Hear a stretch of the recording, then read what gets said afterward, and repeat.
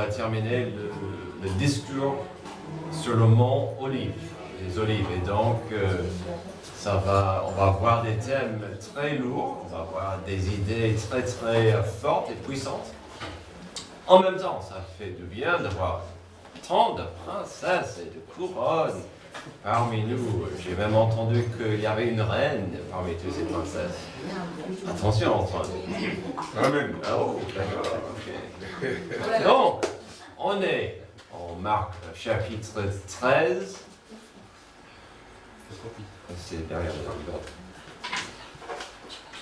le donc, notre série Traces, où on suit les traces de Jésus dans l'évangile de Marc. On va terminer le chapitre 13 aujourd'hui, ce passage fameux qui parle vraiment de la fin. Et donc, c'est vraiment, comme j'ai dit, rempli de sujets lourds, mais qui nous interpellent. Alors, lorsque nous avons commencé Marc, chapitre 13, il a commencé avec une simple déclaration qui a déclenché un long message sur la fin. Au fur et à mesure, nous avons compris que Jésus voulait que l'on comprenne pas mal de choses sur la fin de plusieurs choses. Il y avait deux questions, en fait, posées par des disciples. Donc, Jésus parle de fin de Jérusalem et le temple, mais il prend la plupart du passage pour parler de la fin du temps, la fin de notre monde, tel comme nous le connaissons. Si je devais simplifier Marc 13 en deux simples mots, je choisirais les mots avertissement et jugement. Et ça va de soi, car s'il y aura un jugement, on espère qu'il y aura un avertissement sur ces choses. Et donc, on a vu ça tout au début et tout au long du chapitre. Jésus a averti des ruines à venir du temple. Il a parlé des jugements, de la persécution qui allait venir. Il a parlé des tremblements de terre, des guerres, des rumeurs de guerre. Il a parlé de tous ces jugements qui viendront. Donc, c'était des avertissements, toujours avec la notion, soyez prêts, soyez attentifs, ne tombez pas dans ce piège d'être endormi. Puis nous avons terminé la semaine dernière avec ces mêmes deux notions, versets 23 à 27. Soyez sur vos gardes, je vous ai tout annoncé d'avance. Mais ces jours-là, après ce temps de détresse, le soleil s'obscurcira, la lune ne donnera plus sa lumière, les étoiles tomberont du ciel et les puissances célestes seront ébranlées. Alors on verra le Fils de l'homme venir sur les nuées avec beaucoup de puissance et de gloire. Il enverra ses anges et rassemblera ceux qu'il a choisis des quatre coins du monde, de l'extrémité de la terre jusqu'à l'extrémité du ciel. Amen. Donc regardez-moi ça. On s'est arrêté là dimanche avec un avertissement des jugements à venir. Et donc je vous ai dit, ces jugements se trouvent en Daniel, chapitre 7, la plupart de l'Apocalypse. Donc ça parle de la grande tribulation avant la règne de Jésus sur terre. Aujourd'hui, on terminera Marc 13, le discours sur le mont Olivier. Vous ne serez pas étonnés quand je dis que nos derniers versets seront un mélange d'informations sur des avertissements et des jugements. Ces deux mots. Est-ce que c'est choquant ou troublant de voir ça? Avertissement sur les jugements. Quand on comprend que Dieu est un Dieu d'amour et de justice, ça devient plus clair. Un bon parent donnera des limites, des règles, des contraintes à ses jeunes enfants. Pas pour se vanter ou pour se montrer cruel, mais pour que l'enfant apprenne plusieurs choses. Pour apprendre l'obéissance qui va le protéger. Alors, quand un bébé est très très jeune, il ne peut même pas comprendre le mot non, donc on bloque des prises électriques. Mais plus tard, quand les enfants sont plus grands, qu'est-ce qu'on dit aux enfants? Ne mets pas ton doigt dans la prise électrique. Ne surtout pas mets quelque chose de métal dans la prise électrique. Vous savez, oui. Donc, ne faites pas... On explique certaines choses. Ne jouez pas, mes enfants, avec le feu. Est-ce que j'ose pas, non. Ne joue pas avec le feu, car ça peut faire énormément de problèmes. Regardez les deux directions quand vous traversez les rues. Vous connaissez la notion d'avertissement, parce qu'on veut éviter le jugement, les conséquences. Si mon idée de donner des limites aux petits-enfants va de soi, si cette notion de protéger les gosses des dangers du monde reste solide, notre chapitre terminera avec une direction un petit peu différente. Car à la fin du chapitre 13, et puis à la fin de ce fameux discours, on trouve plutôt un parent qui doit s'absenter de la maison et va laisser la charge et la responsabilité à ses adolescentes. Il y avait tellement de films dans ma jeunesse où il y avait cette notion où les parents partent et la maison devient une grande fête qui doit être réglée avant que maman et papa reviennent. Il y a tout un tas de films qui sont basés sur ça, mais on verra un peu cette notion. Jésus n'est pas là, mais il revient. Est-ce que vous êtes prêts? Donc aujourd'hui, on verra un concept lié à l'absence de Jésus, sachant qu'il revient tout de même. Pourquoi dois-je faire attention donc aux avertissements du retour de Christ? Et oui, notre question du jour est personnelle. Pourquoi je devrais-je? Il y a pas mal de questions importantes à poser dans ce monde. Pourquoi le ciel est bleu et l'herbe est verte? Sommes-nous tous seuls dans l'univers? Pourquoi je n'ai pas assez d'argent dans mon compte? Des questions existentielles et difficiles. Mais notre question aujourd'hui, elle compte car elle touche nos vies quotidiennes et des vies des gens autour de nous. Pourquoi dois-je faire attention aux avertissements du retour du Christ? Aujourd'hui, on terminera ce chapitre avec deux très bonnes réponses. La première, il reviendra pour opérer sa justice. Verset 28, tiré instruction de la parabole du figuier. Dès que ses branches deviennent tendres et que les feuilles poussent, vous savez que l'été est proche.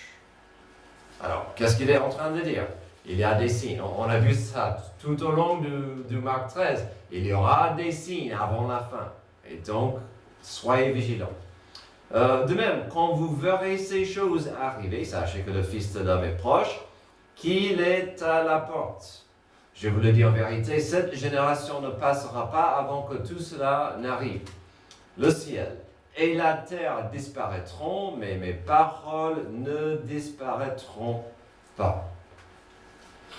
Alors nous avons passé tout le chapitre 13 en train de voir des avertissements sur des jugements qui venaient.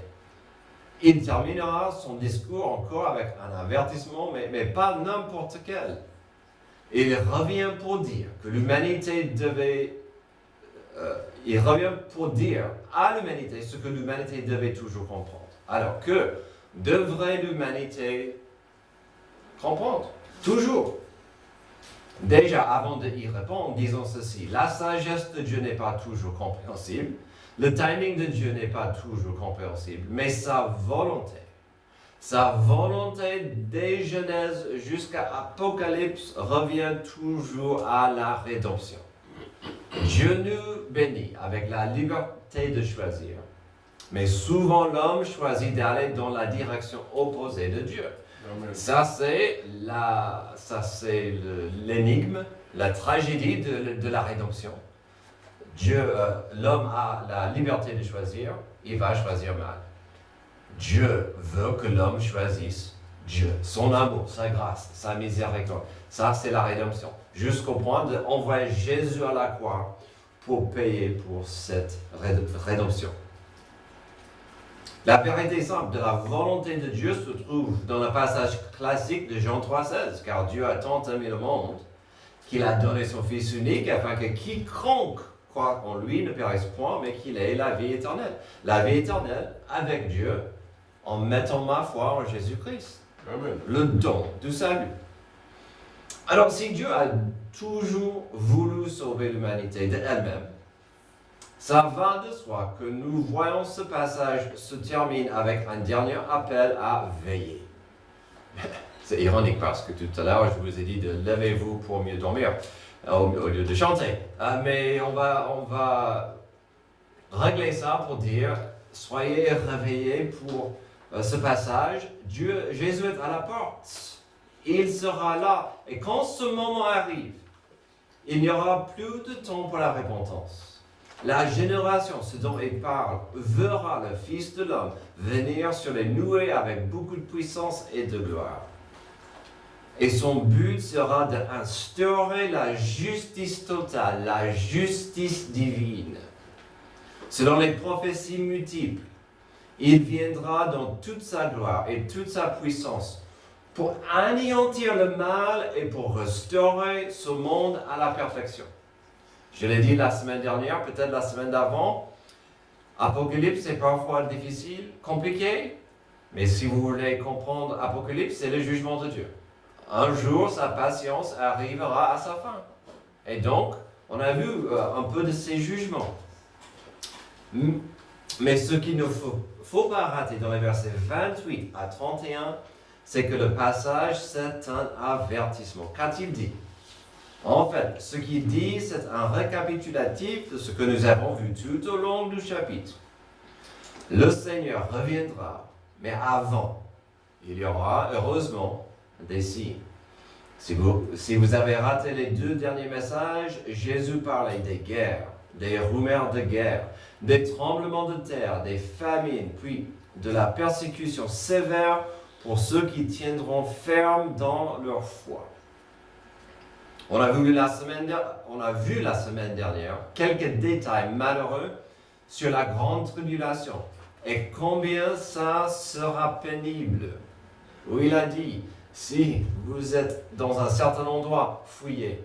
Si vous êtes enceinte, ça sera mal.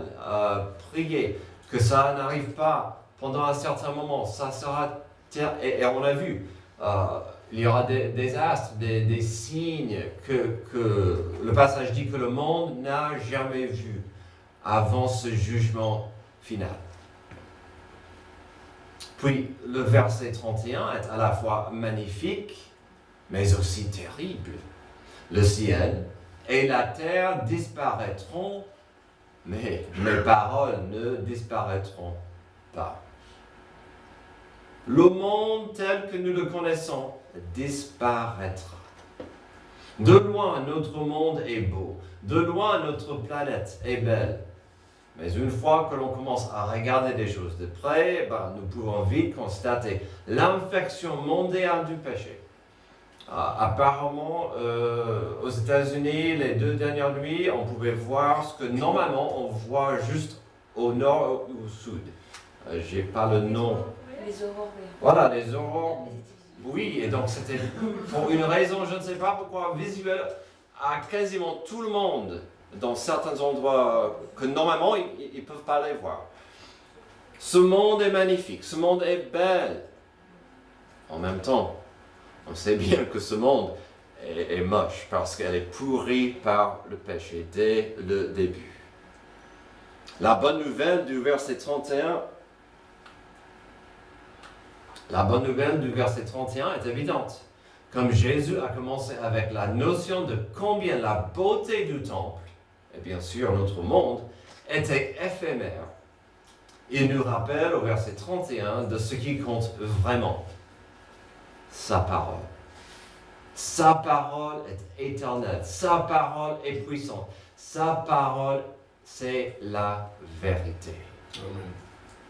Et donc, quand on a des doutes, quand on a des problèmes, quand on a des soucis, on doit toujours revenir à la parole de Dieu.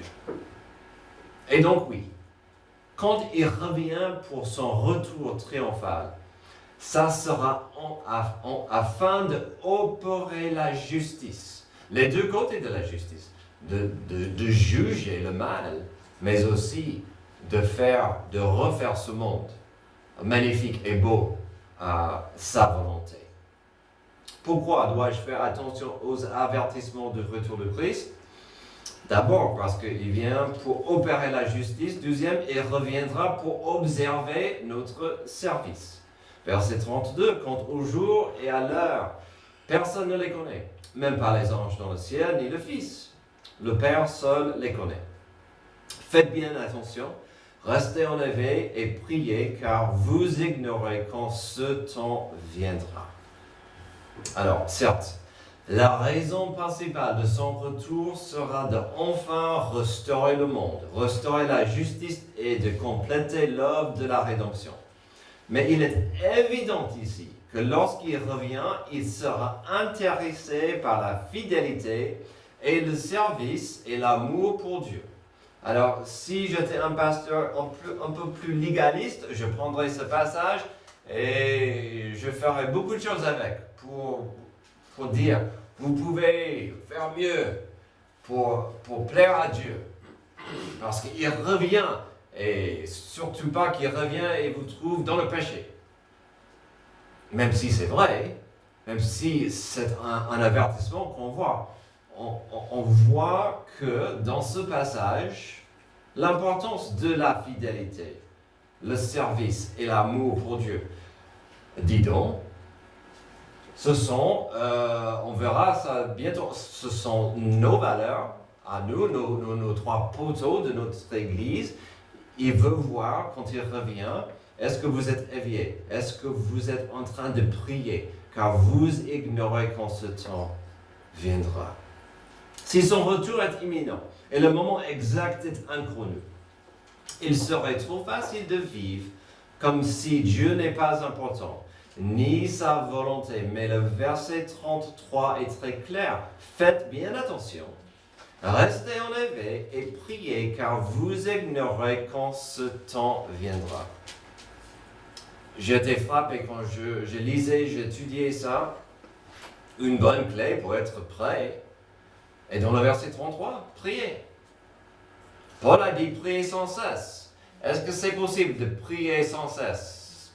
Pas littéralement, non, mais ça veut dire de rester dans un esprit de communication avec Dieu. Si je reste dans une meilleure attitude et communication avec Dieu, si je reste dans la prière, je serai plus attentif à sa volonté, à ce qu'il fait, à ce qui se passe autour de moi et à mon témoignage.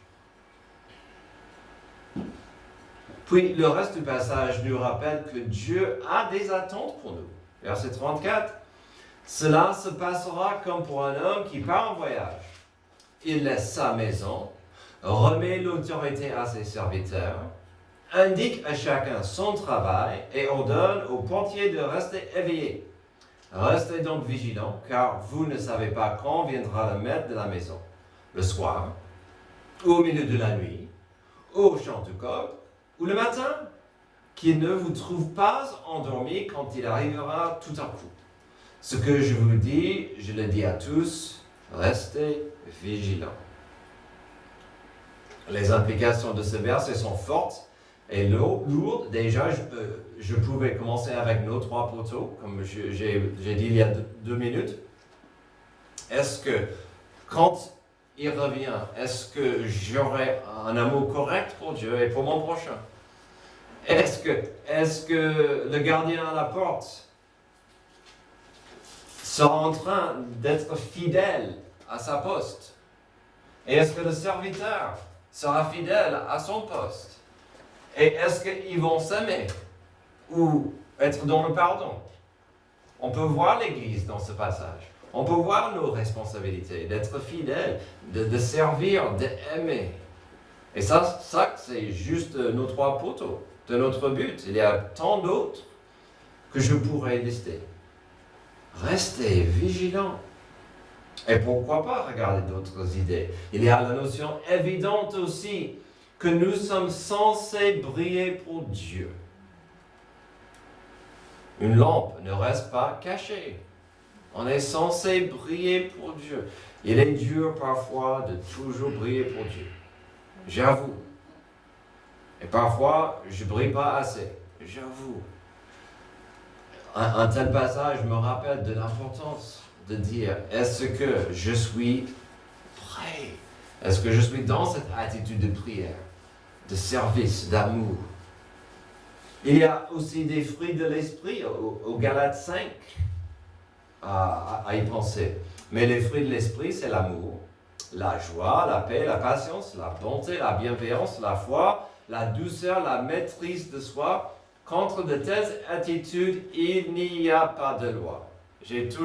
Alors, la liste est belle. La liste est magnifique. Mais j'ai toujours aimé comment Paul a terminé ça. Il n'y a pas une loi contre cette liste. Si ça existe, honte à eux. C'est une liste magnifique qui doit être évidente dans nos vies. Chose qui sera difficile si on décide que l'Église n'est pas importante, que le service à Dieu n'est pas important, que la prière n'est pas importante. Puis, si je vais parler de nos responsabilités, je serais en erreur si je ne parlais pas du grand commandement de Jésus qui nous a laissés. Je vais le lire de Matthieu 28. Et pourquoi pas? Parce qu'on parle déjà beaucoup de notre but ce matin. Mais j'aimerais ajouter le verset précédent pour nous montrer un peu le danger devant nous de ne pas comprendre vraiment l'importance de la nécessité de Jésus. Donc ça, c'est de où on tire notre but. Quand ils le virent, verset 17, ils se prosternèrent devant lui, mais quelques-uns eurent des doutes. Jésus s'approcha et leur dit, « Tout pouvoir m'est donné dans le ciel, sur la terre. Allez donc, faites de toutes les nations des disciples. Baptisez-les au nom du Père, du Fils et du Saint-Esprit, et enseignez-leur à mettre en pratique tout ce que je vous ai prescrit. Et moi, je suis avec vous tous les jours, jusqu'à la fin du monde. » Voilà notre but, de faire et former des disciples de Jésus-Christ. Ça se voit parce que qu'est-ce qu'il a dit? Faites des disciples, baptisez-les, et puis vous allez les enseigner tout ce que je vous ai enseigné. Et donc, faire et former. Faire des disciples, suivi par la formation des disciples. C'est aussi simple que ça. C'est notre but. Bien sûr, notre but est entouré par 3 poteaux magnifiques, mais revenons au but. Avez-vous remarqué, même devant Jésus, au verset 17, il y avait des gens qui doutaient. C'est incroyable. C'est un des passages les plus puissants et magnifiques dans toute la Bible. Il y avait les 11, parce que dans le contexte, ça dit les 11 étaient là. Les 11 tombaient à genoux. Mais apparemment, avec les 11, il y avait des gens qui disaient je ne sais pas. Je ne sais pas. Je mes doutes, moi. Alors, s'il y avait des gens à cette époque, avec Jésus en face, le ressuscité qui doutait, on peut comprendre pourquoi on est appelé d'être éveillé et réveillé et de vivre pour lui. Alors, si des gens doutaient de Jésus avec lui en face, est-il si difficile d'imaginer que cette notion du retour de Jésus devenait problématique? Si ça vous aidera, je lirai un long passage à 2 Pierre chapitre 3. Donc si vous avez des Bibles, ça sera sur l'écran. Et si vous préférez, ça sera dans vos Bibles si vous avez du mal à lire. Parce que Pierre, en 2 Pierre 3, il a écrit un long passage pour parler de ce problème. Et ça deviendra clair qu'il était inspiré par les mots de Jésus sur le mont d'Olivier. Bien-aimés, voici déjà la 2e lettre que je vous écris.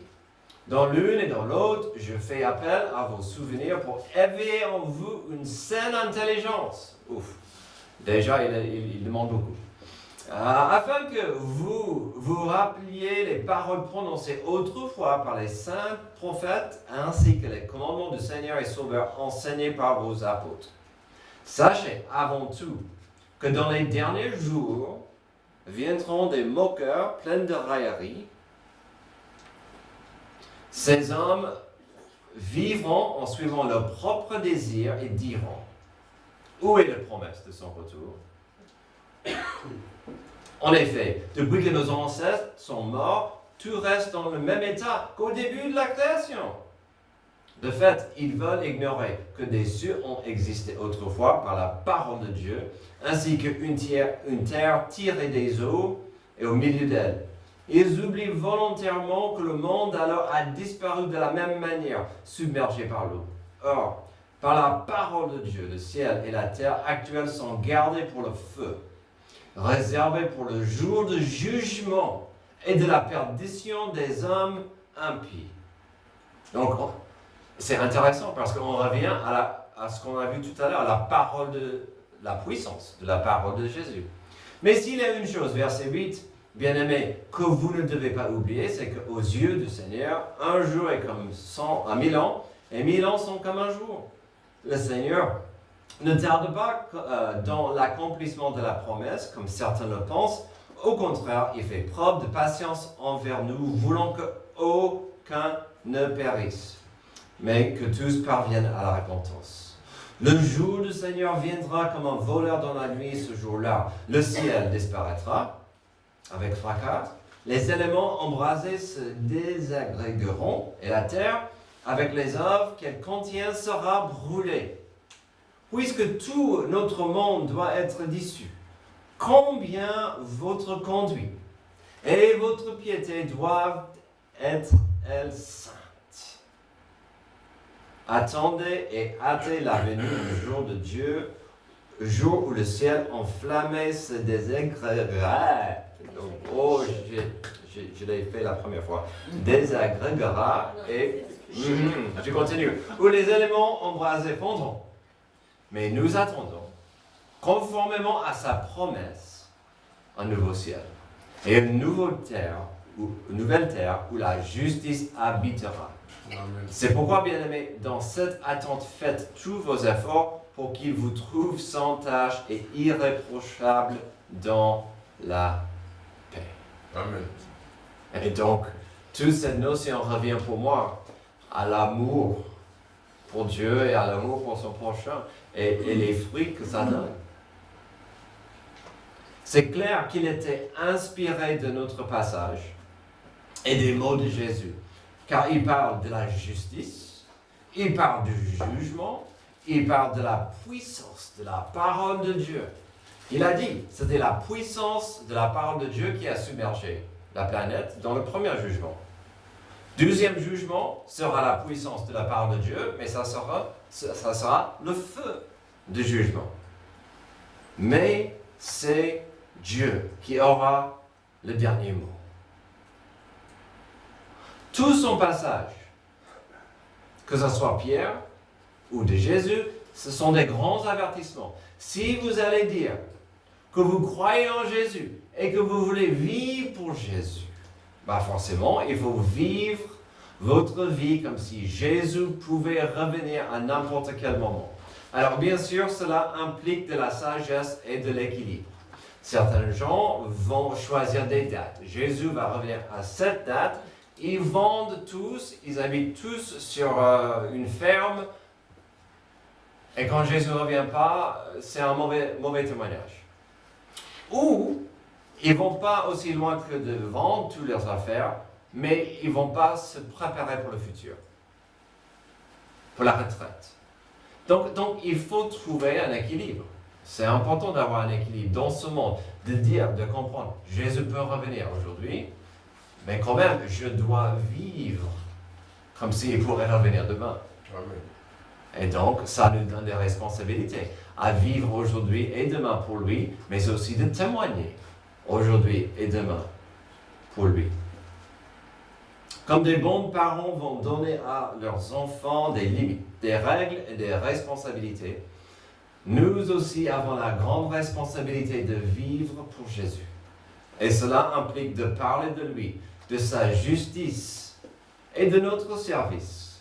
Jésus en était clair, versets 36 et 37, qu'il ne vous trouve pas endormi quand il arrivera tout à coup.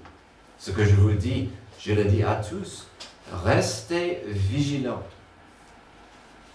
Le danger est clair. Qu'un enfant adoptif de Dieu commence à laisser sa foi se refroidir. Que les trois poteaux de notre but perdent de l'importance. Oui, j'aime Dieu, Et je pourrais aimer Dieu mieux, mais ça va arriver. Il y a certaines personnes que j'aime pas trop à côté de moi. Et donc notre amour pour notre prochain commence de se refroidir. Le service au carré, de servir Dieu, de servir notre prochain. Même chose. La fidélité. Je ne peux pas obliger qui que ce soit d'être là le dimanche. Et on a pas mal de gens absents aujourd'hui pour des bonnes raisons. Pour des très bonnes raisons. Il y en a qui sont absents pour des raisons que je ne connais pas. C'est pas grave. Mais ça nous rappelle de notre passage. Si Jésus lui-même a dit que Dieu ne vous trouve pas endormi quand il arrivera, restez vigilants. Alors, il faut rester vigilant aujourd'hui. Et donc, il faut poser la question. Est-ce que vous êtes prêts aujourd'hui pour son retour? Seriez-vous fiers ou est-ce que cette notion vous dérange un peu? À mon avis, la réponse sera toujours liée à l'amour au carré, dans la reconnaissance. Mais ça, c'est mon avis, que la clé, c'est l'amour que j'ai pour Dieu et pour autrui. Mais il faut poser la question. Si elle revient aujourd'hui, serais-je fier? Serais-je prêt? Ou est-ce qu'il y a des choses dans ma vie qui seraient gênantes? Est-ce que je cache des idoles? Et ce passage m'interpelle moi aussi, car on doit tous être prêts à dire, Jésus, quand tu reviens, je veux que ça soit pour moi un sujet de joie et pas de honte. Je veux que ça soit un sujet de joie, mais ça aussi nous rappelle de l'importance d'en parler autour de notre prière. Merci Dieu pour ce passage qui nous rappelle que ce monde n'est pas éternel. Tu auras le dernier mot. Ta parole est puissante et éternelle. Et un jour, ta parole va juger ce monde tel que nous le connaissons. Mais ta parole va aussi faire un nouveau monde. Merci pour cet amour, pour cette rédemption qui nous a choisis, qui nous a changés. Aide-nous à être transformés chaque jour par ton amour et pour ta grâce. C'est dans le nom de Jésus que j'ai prié. Amen. On aura un dernier chant. Si vous voulez avancer.